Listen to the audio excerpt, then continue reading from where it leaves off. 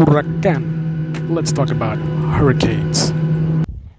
So I'm buying a house in a private neighborhood that's actually in a valley on the island, because one of the key considerations when buying property on a tropical island that has things like hurricanes is location, location, location in terms of protection from strong winds. Now, something like this on a hill would not be something that I would think would be ideal. In fact, I'm staying away from anything like this that's exposed as this is. But also I'm taking note of the roof design here is seems to be designed with hurricanes in mind. There's not a lot of overhang on this. On the backside, there actually is no overhang at all. And here, there isn't really a lot of space for the wind to get in. I don't know so much about that porch, but I don't know. I'm not really big on the house on a hill thing in the Caribbean. Something like that might actually work because that house is in a valley and protected by that hill. This one, not so much. So getting insurance on your home, just like any other insurance, is a risk factor based process. So essentially, higher the risk, the higher the cost.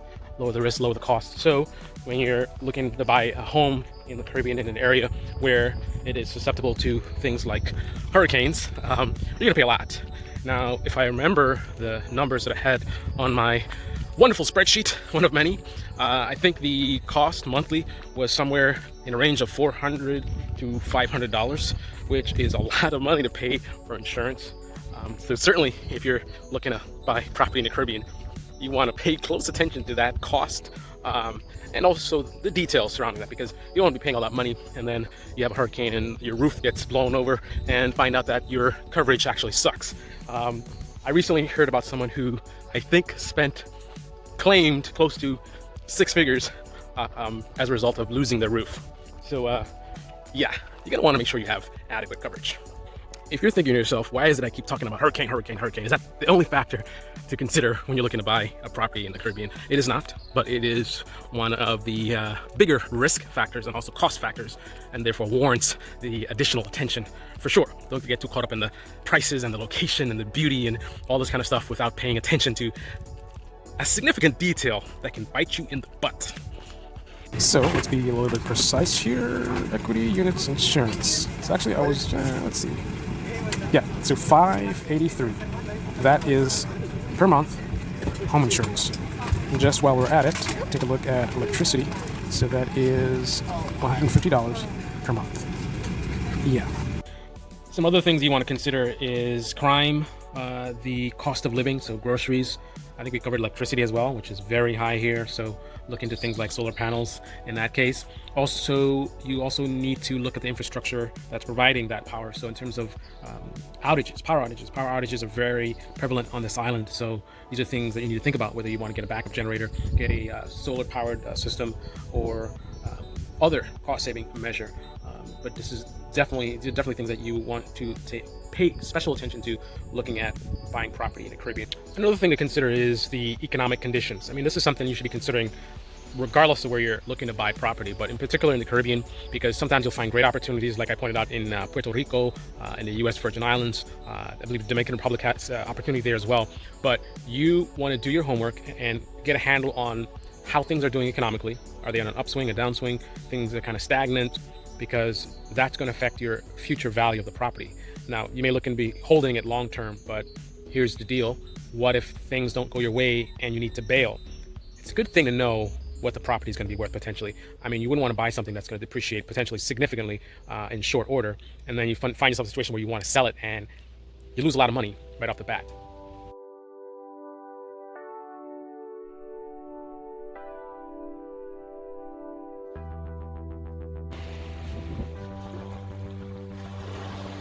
You're watching Carlisle's Picks, and this is the travel edition. Now let's talk about the size of the unit. Single family, duplex, triplex. So the question of the hour is getting a single family and then renting it out, or getting a multi-family and then let's say like you get a triplex, having one of the units being a short-term rental like an Airbnb, and then having the other two be long-term rentals. The advantage of that is when you do a long-term rental, you're kind of locked in based on, you can only increase the rent a certain amount based on, you know, whatever legal regulations are per year. With the Airbnb, it's whatever you want, right? You can charge whatever you want in terms of whatever people are willing to pay. Another thing to consider is whatever the local rules are, homeowners association and things like that. You want to make sure that you are aware of what the rules are. For example, there could be restrictions on things like solar panels. There could be restrictions on things like doing short-term rentals, long-term rentals. There could be all kinds of rules, and it would really suck for you to have all these plans and set up to go and buy a property in the Caribbean, only to find out that whatever you're trying to do actually is not allowed. So, yeah, let's not do that. Let's make sure you do your homework. Look at the neighborhood you're going to be buying in. Get the copy of the homeowners association rules, and make sure whatever it is you're trying to do are within the rules. Because again, buying a property to do something and finding out after the fact you can't actually do what you plan on doing, yeah, no good. So the next thing that I'd be considering is take a look at the competition, look at other people that are doing short-term rentals and long-term rentals, or whatever it is you're trying to do, and get a sense of what they're charging, what their vacancy rates are. That's good stuff to look into as well. What's the blue card discount? So what I'll typically do is just go on like Airbnb website and see what listings are there, and take a look at what the top ranked ones are. In the case of Airbnb, I'll look at some of the listings and see,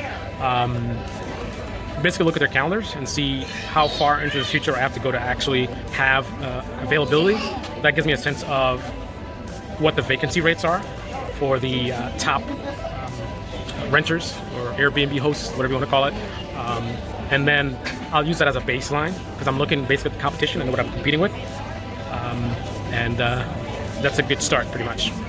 Also probably a good idea to talk to locals and get a sense of some other issues that I may not have covered in this video that are specific to the area that you're trying to rent in, such as crime, weird rules or laws that you have to follow, other cultural concerns depending on where you are trying to rent. Do your homework. Don't just focus on the numbers and the money and the business side of it. I mean, this is the business side of it. Knowing what you're getting into in terms of the culture and in terms of the local market and what other competitors, other people that are trying to do the same thing, the concerns that they're having as well. And I would also consider joining a forum as well. There might be online forums that will give you advice and suggestions. You can post online and say, hey, I'm looking to buy a house in Dominican Republic or something like that, and you're not sure about, ask people to let you know, are there any special considerations that you should be aware of? And there you go, let the community help you out. You may want to also consider local costs as well, legal costs, as well as maybe construction costs might be higher than normal. The basic theme is do your homework. Research. And then when you think you have it all figured out, do some more research. Can't stop, won't stop researching. As they say, knowledge is power. Knowledge. Another thing I forgot to mention was financing. Once again, when you're trying to do business in the Caribbean, you have to consider that don't take for granted the things that you're used to wherever you're from. Things can be very different. A simple thing like financing, for example. You'll have islands that only allow local financing, so you may be planning on using your local bank, Chase Bank, Bank of America, and you may find out that they don't do loans in the area you're trying to go to.